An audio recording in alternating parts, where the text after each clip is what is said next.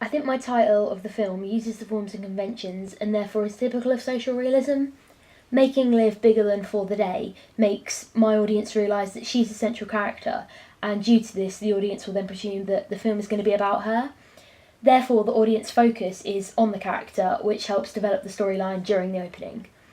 I think my title is also typical of forms and conventions of other social realism films, and this is because most are central to the main character and therefore feature the character's name.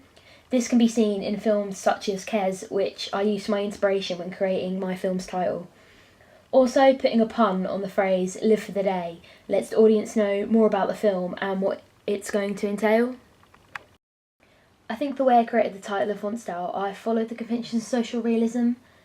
They're sophisticated in the form and the way they're set out, and I did this because my film is focused on a serious issue.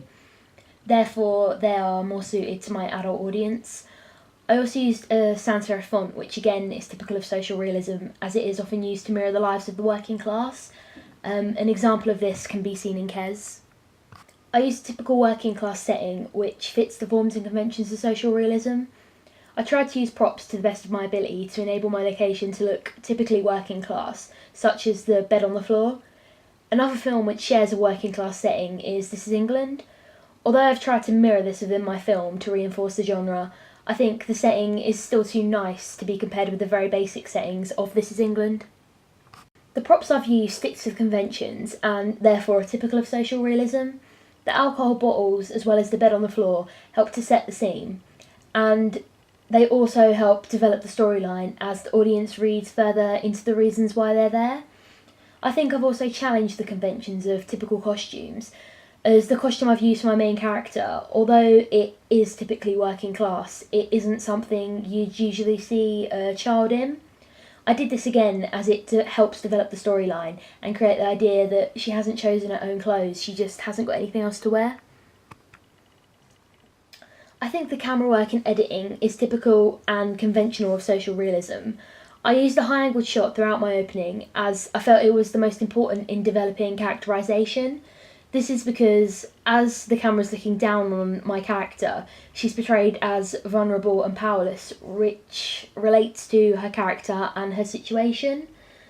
Other shots I've used frequently are close-ups, and this is to show the character's emotion, which helps set the mood and atmosphere of the film. I think the way I've introduced my character follows the conventions of the genre. My opening focuses on my character getting up and ready for the day, and this is typical of the social realist genre, as many films focus on the main character during the opening sequence. An example of this is in A Room for Romeo Brass. I've also tried to make my character likeable by using the music to enhance the storyline, which overall makes the audience sympathise with my character. As previously mentioned, I've used the props and costumes to introduce the theme of neglect, which is key in the understanding of the story. I think the opening sets up the story by simply taking us through a typical day in the girl's life. From this we see things from her perspective and are able to take in her surroundings. The alcohol bottles and the other props all raise enigma codes, which overall let the audience know more about the story. I think my opening suggests the genre in many ways. The props, costume and the setting all help to reinforce the genre.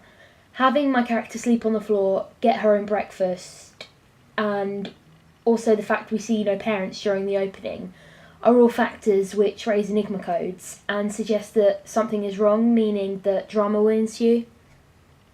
I haven't used any special effects in my opening sequence.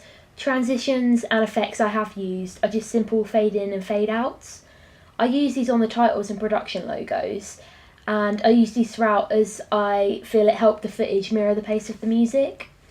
I felt this was important as it helps engage the audience and conveys emotion while building the drama, which is a typical convention of social realism, as they often are described as gritty dramas.